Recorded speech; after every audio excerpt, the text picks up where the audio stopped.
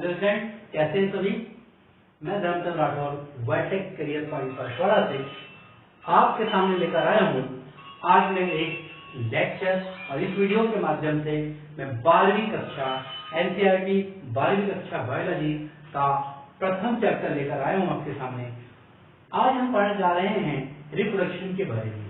लेकिन सबसे पहले हम एक बात समझना होगा। यहाँ मैंने लिखा है जीवन में जनन की अनिवार्यता। तो सबसे पहले हम ये समझेंगे कि जीवन में जनन क्यों अनिवार्य है, क्योंकि ये अध्याय जुड़ा ही इससे है। तो जनन क्या है ये तो बात का मैटर है, लेकिन आपको पहले बताना चाहेंगे कि जनन क्यों अनिवार्य है। तो कम शब्दों में आप समझ लें, जैसे कि मान लीजिए आप जो है आप ये पर्सन है, ठीक है, आप एक जीव है और आपने जन्म लिया है। अगर बर्थ हुआ है तो निश्चित रूप से आप बर्थ लिया है, मतलब आप पहले शिशु रहे होंगे, फिर बड़े होंगे, फिर यंग होंगे। एक समय आएगा जब आपका बुढ़ापा आएगा, मतलब आप यंग होंगे, यंग होने के बाद ओल्ड भी होंगे।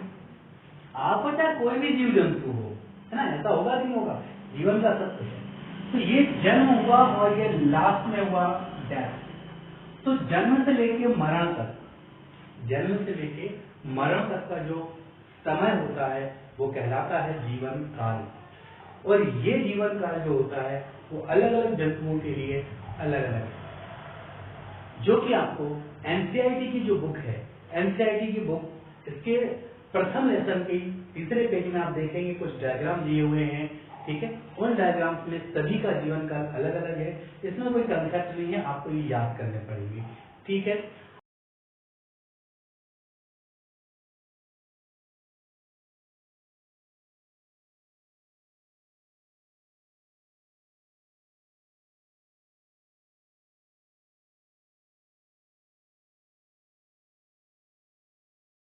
अब बात आती है इस पूरे जीवन काल में यदि जनन प्रक्रिया ना हो, हम बात को समझे, यदि यहाँ पे इससे एक नया जीव नहीं बना है, जनन प्रक्रिया ना हो, तो ये जीव जब डेथ हो जाएगा तो ये जो जीव है ये क्या होगा, इसका इम्पोर्टेंस, इसका अस्तित्व ही पूरे ब्रह्मांड से समाप्त हो जाएगा। इसका मतलब ये है जनन क्यों अनिवार्य है, तो जीवों को अपनी जाति को बचाए रखने के लिए अनिवार्य है, अपने अस्तित्व को बचाए रखने के लिए अनिवार्य है। क्योंकि इस पूरे प्रकृति में परिवेश, ठीक है, परिवेश के साथ जो जीव जंतु पेड़ पौधे हैं, हम हैं, सबका एक समन्वय बना हुआ है। इन समन्वय में जब कोई एक कड़ी टूटती है, जब कोई एक कड़ी टूटती है तो कहीं ना कहीं पर्यावरण में भी और जीव जंतु को भी बहुत सारी समस्याओं का सामना करना पड़ता है। हर जीव का अपना एक महत्व होता है, ठीक है। तो इसी के चलते अब मैं आपको लेकर चलता हूं जनन की ओर, ठीक। अब जनन, जैसे इंग्लिश में कहा जाता है रिप्रोडक्शन, आप जानते हैं कि जनन क्या है। जनन एक ऐसी प्रक्रिया है जिसके द्वारा कोई जीव अपने ही समान या अपने से कुछ भिन्न जीवों को उत्पन्न कर सकता है। यानी प्रजनन वह विधि है जिसके द्वारा जीव अपने समान संततियों को उत्पन्न कर सकता है, उसे कहते हैं प्रजनन। अब रिप्रोडक्शन का जो डिटेल्स है थोड़ा हम इसके बारे में जानना चाहेंगे। देखिए, अब बात आती है रिप्रोडक्शन।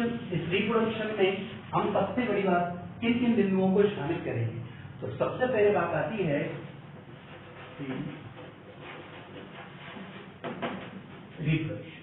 रिप्रोडक्शन। हम जब इस रिप्रोडक्शन को पढ़ते हैं, रिप्रोडक्शन को हिंदी में कहा जाता है प्रजनन, जनन। अब बात आती है इसके दो भाग बढ़ गए। दो भाग किस आधार पर बटे हैं? दो भाग इस आधार पर बटे हैं कि किसी नए जीव को उत्पन्न करने के लिए एक ही जीव काफी है या एक से अधिक जीव की आवश्यकता है। और यदि यहाँ पे एक जीव से हो सकता है ऐसा, एक स्वयं ऐसा कर सकता, दूसरे कोई आवश्यकता नहीं है, मतलब वहां पे लिंगों की आवश्यकता नहीं है। तो ऐसी स्थिति में हम कहते हैं सेक्सुअल है ये। अब इसको बोलेंगे असेक्सुअल। असेक्सुअल का मतलब क्या होता है?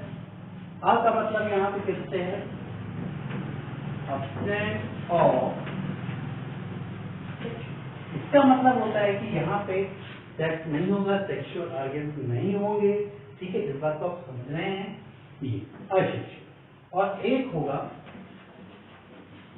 सेक्सुअल। हिंदी में अगर हम कहें, अगर हिंदी में कहना चाहें असेक्सुअल, इसका मतलब है अलैंगिक, और सेक्सुअल है इसका मतलब है लैंगिक। तो हमको ये समझना है यहाँ पे कि ये है अलैंगिक प्रजनन और ये है लैंगिक प्रजनन।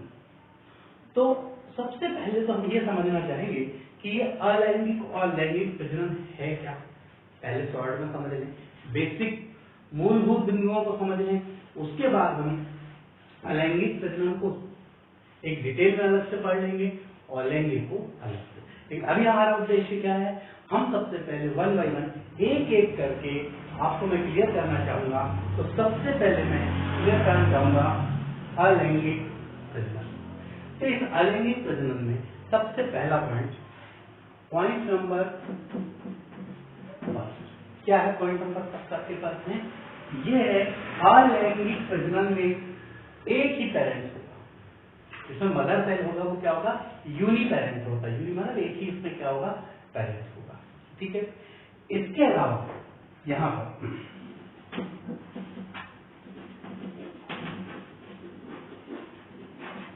ये हो गया आपका यूनी पेरेंट।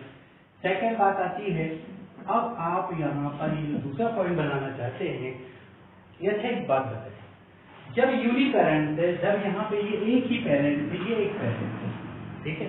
हाँ, लेकिन मानो ये गुड्डे राजा, ये सब इसका एग्जाम्पल नहीं है, ठीक है। अगर कोई एक सेल है, ठीक है, अब ये सेल होके डिवाइडेशन, ये सेल से एक नई सेल का जन्म लेना है अपने को। तो जब एक सेल से नई सेल को हमको जन्म देना है तो हम करेंगे क्या, पहली बात, अगर हमको देना है तो हम यहाँ करेंगे क्या यहाँ पे गैमेट की आवश्यकता होगी, नहीं होगी। और जब गैमेट की जरूरत नहीं होगी तो निश्चित रूप से यहाँ पे जाइगोट तो बनने से रहा, क्योंकि जाइगोट कब बनेगा, जब एक मेल और एक फीमेल हो। लेकिन यहाँ ऐसा है ही नहीं, ठीक है।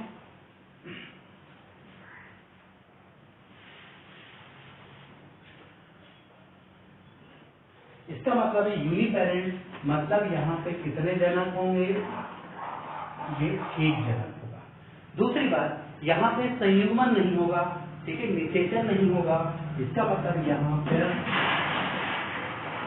संयुग्मन नहीं होगा, ठीक है। इसका मतलब ये होता है कि यहाँ पर निषेचन भी नहीं होगा। और यदि निषेचन नहीं होगा तो निश्चित रूप से हम ये बहुत अच्छे से जानते हैं, जब निषेचन नहीं होगा इसका मतलब जाइगोट नहीं बनेगा। नेक्स्ट पॉइंट देखें हम, पॉइंट नंबर 4, जाइगोट नहीं बनेगा। इसके बाद युग्मनज बोलते हैं इसको हिंदी में, जब मेल और फीमेल गैमेट एक दूसरे मिलते हैं तो मिलकर के, लेकिन यहाँ जब मिलेंगे तो बनने का तो सवाल ही नहीं। अब बात आती है कि यहाँ पर ये मान के चले आपके पास में ये एक कोशिका है, ठीक है, और यहाँ पर गुणसूत्र की संख्या कितनी है, 2 है। और ध्यान रखना मेरे को, इसका गुण, अब इससे एक मान लो नई कोशिका बन रही है, इससे एक नई कोशिका बन रही, तो जब नई कोशिका बनेगी तो चूंकि बाहर से कहीं कोई दूसरा तो आके शामिल हुआ नहीं ना, तो जितने गुणसूत्र इसमें है उतने गुणसूत्र इसमें होंगे, और दोनों गुणसूत्रों की संख्या समान है। मतलब कौन सा विभाजन है ये, माइटोसिस, यानी यहाँ पर होगा माइटोसिस। तो यहाँ पे क्या होता है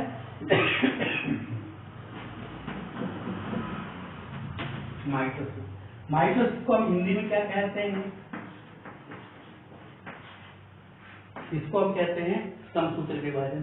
समसूत्री का मतलब ये हुआ, एक कोशिका है इसके पास 2n है, ठीक है, लेकिन इससे अगर ये 2 कोशिका बन गई तो ये जो गुणसूत्र होते हैं ये इसमें भी 2n होंगे और इसमें भी 2n होंगे। ये आधे आधे डिवाइड नहीं होते हैं, इसे इंग्लिश में माइटोसिस और हिंदी में समसूत्री विभाजन कहते हैं।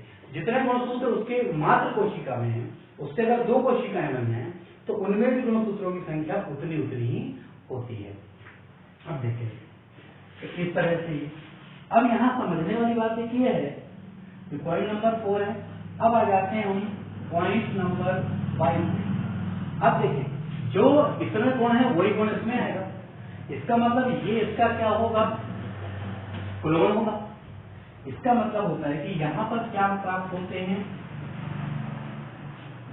क्लोन प्राप्त होते हैं। इसका मतलब हुआ समरूपी व समगुण। इसका मतलब है कि यहाँ समरूपी और समगुणी प्राप्त होते हैं। तो असेक्सुअल, अ का मतलब है यहाँ अब्सेंट ऑफ सेक्सुअल, मतलब ये है कि यहाँ पर सेक्स नहीं होगा, मतलब मेल और फीमेल गेमेट आपस में नहीं मिलेंगे। इसका मतलब ये होता है कि कोई जनक ऐसा है जो अकेला रह गया।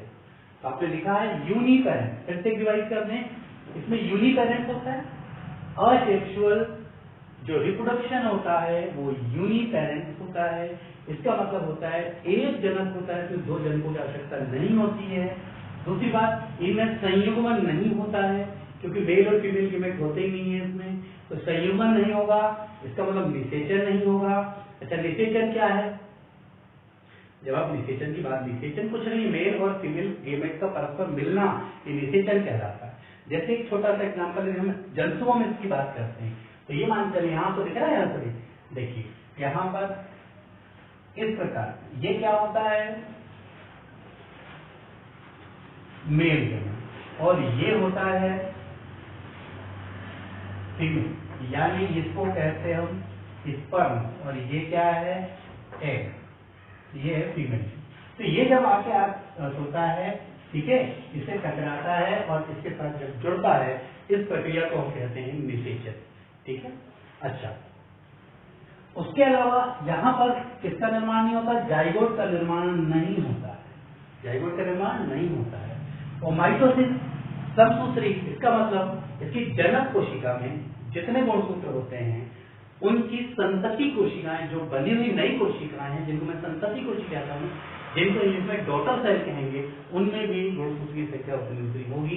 कहने का मतलब इनमें समसूत्री विभाजन होता है, और ये होता है माइटोसिस इंग्लिश में, हिंदी में इनमें क्लोन प्राप्त होते हैं। क्लोन, सॉरी यहाँ पे क्लोज लिख दिया था मैंने बैंक से, ये क्लोन प्राप्त होते हैं। क्या प्राप्त होते हैं यहाँ पे, क्लोन। हिंदी में कह सकते हैं समरूपी व समगुणी। ठीक है, तो इस तरीके से आप देख रहे हैं कि असेक्सुअल रिप्रोडक्शन जो है। तो यदि आपको कोई पॉइंट यहाँ पे नोट करना है, आपको स्क्रीनशॉट लेना है, क्योंकि अभी मैं आपको बताऊंगा सेक्सुअल रिप्रोडक्शन, फिर इसी के साथ में आंसर लूंगा सेक्सुअल रिप्रोडक्शन का। तो फिर से यही 5 बिंदु, इन्हीं 5 बिंदुओं पे आप जो है वो कंपेयर करेंगे। अब मैं आपको बता देता हूँ, यहीं पे 1 मिनट फटाफट आंसर बता दे रहा हूँ मैं। जैसे यूनिपेरेंटर है वो बाई पेरेंट होगा, वहां पे 2 जनकों की आवश्यकता होगी, 2 जनकों की आवश्यकता।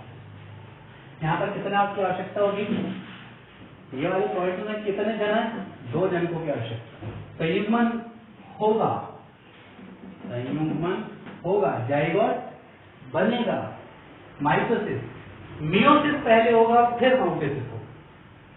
इसमें पहले अर्धसूत्री विभाजन होगा। कहने का मतलब ये है, यदि आप मान के चले आपके पास ये और ये, ठीक है, इसमें 2n गुणसूत्र थे, इसमें भी 2n, तो ध्यान रखना इसका केवल n यूज होगा, इसका केवल n, और मिलकर के ये बनाएंगे फिर से 2n।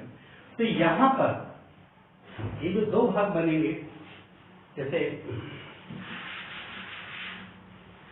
ये कोशिका मान लो यहाँ 2n, इससे 2 कोशिकाएं बनी, तो ये जो गुणसूत्र है n यहाँ हो गया और n यहाँ, तो इसको हम कहते हैं अर्धसूत्री विभाजन, जिसको हम जानते हैं मियोसिस के नाम से। इसके मियोसिस बोलते हैं इंग्लिश में, और अर्धसूत्री विभाजन कहते हैं हिंदी में। इसका मतलब ये देखें, यहाँ एक जनक की जगह कितना जाएगा, 2 जनक होते हैं। संयुग्मन नहीं होता है, होता है। जाइगोट नहीं बनता, बनता है। मियोसिस, माइटोसिस, तो यहाँ मियोसिस भी होगा, माइटोसिस भी। पहले मियोसिस और फिर माइटोसिस होता है।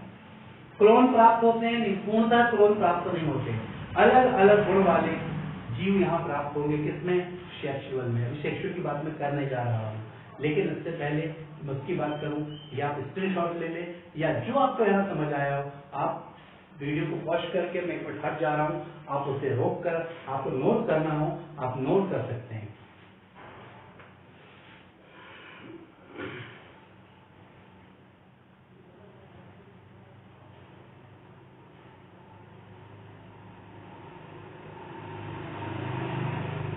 ठीक है, मैं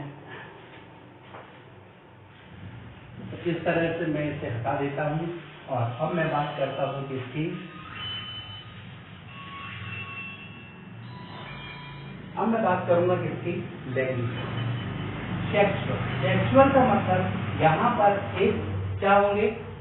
दो जीव होने आवश्यक है। ये मात्र कोशिका मान लो, मदर और एक ये फादर। ठीक है, इसमें यहाँ ध्यान रखना मात्र कोशिकाएं होंगी। एक आपके पास होना चाहिए फीमेल गैमेट, और यहाँ पर ये होना चाहिए। ठीक है, और इससे इससे मिलकर ये यहाँ क्या बनने वाला है? जाइगोट। और जाइगोट से बनने वाला है एक क्या? जीवन। ठीक है, अब यहाँ पे क्या होने वाली इस बात को थोड़ा हम समझते हैं। उन्हीं बिंदुओं के आधार पर हम समझते हैं जिससे हमने वहां, जब असेक्सुअल रिप्रोडक्शन हुआ था तो केवल एक मात्र कोशिका की आवश्यकता थी, जबकि यहाँ पर आप देख रहे हैं कि कितनी कोशिकाओं की आवश्यकता है आपको? दो। वहां यूनिपैरेंट था, यहाँ बाई पैरेंट। पहला पॉइंट आपका क्लियर है? वहां आपने ये पढ़ा था कि गुण जो थे, अब देखिए जैसे यहाँ पर आपके पास मान लें कि हम मानते हैं एनिमल की बात, एनिमल में किसकी बात करते हैं? ह्यूमंस की बात करते हैं। ठीक है, अब यहाँ बात कर रहे हैं कि ये जो है ये क्या है? स्पर्म है। ठीक, इसमें कितने गुण सूत्र, और यहाँ ये जो है एक है, ये क्या है? फीमेल है, और ये क्या है? मेल गैमेट है। अब यहाँ देखेंगे, यहाँ क्या होता है? यहाँ पर अगर हम अंदर देखें इस तरीके से,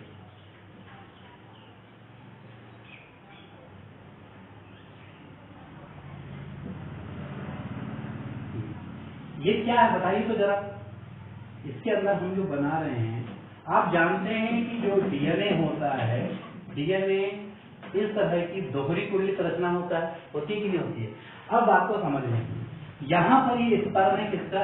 मेल का, और ये किससे आया? फीमेल।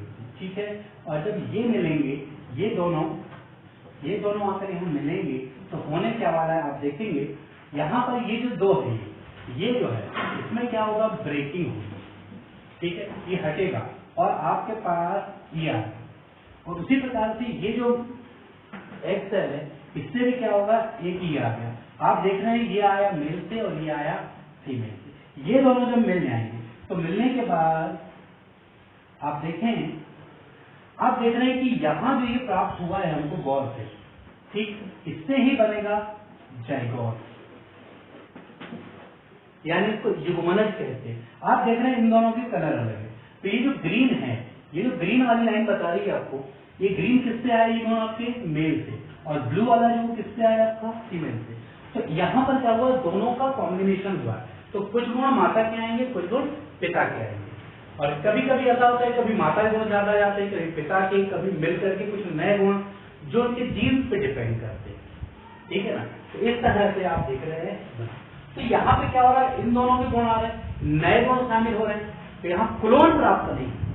यहाँ समूह के समूह एक जैसे पूरे नहीं होंगे, कुछ गुणों में अंतर आ जाएगी। जैसे हम भिन्नता कहेंगे तो विभिन्नता आ जाएगी, जेनेटिकली विभिन्नता आने वाली है यहाँ पे। ठीक है, ये तो क्लोन प्राप्त नहीं होंगे। अब देख लीजिए वहां तो अंतर हो रहा था। सबसे पहले वहां यूनि पेरेंट था, यहाँ बाई पेरेंट। ठीक है, वहां जाइगोट नहीं बनता था, यहाँ जाइगोट बनता है। वहां संयुग्मन की क्रिया नहीं होती थी, यहाँ संयुग्मन क्रिया होती है। वहां क्लोन बनते थे, समरूपी समूही, यहाँ पे क्लोन बनने वाले नहीं है। ठीक है, निषेचन की बात आती है तो वहां निषेचन होता ही नहीं था और यहाँ पे निषेचन होता है। तो इस तरह से आप जो है सेक्सुअल रिप्रोडक्शन और असेक्सुअल रिप्रोडक्शन में आप अंतर लिख सकते हैं। लेकिन जब मेरे नेक्स्ट लेक्चर में असेक्सुअल रिप्रोडक्शन काफी डिटेल होगा, सेक्सुअल रिलेशन काफी डिटेल होगा, लगभग हमारे 5 से 6 7 पार्ट बल्कि 10 पार्ट में ये पूरा समाप्त होने वाला है, तब आपको और भी बढ़िया बढ़िया अंतर आपके क्लियर हो जाएंगे। तो आप चाहते हैं ये जो अंतर है आप 12th लेवल तक के लिए तो ठीक है, लेकिन जैसे ही आप चाहते हैं कि नहीं मुझे बीएससी लेवल, एमएससी या फिर किसी कॉम्पिटिशन लेवल के लिए के हिसाब से पढ़ना है, तो इसके लिए आप देखिए मेरा अगला वीडियो।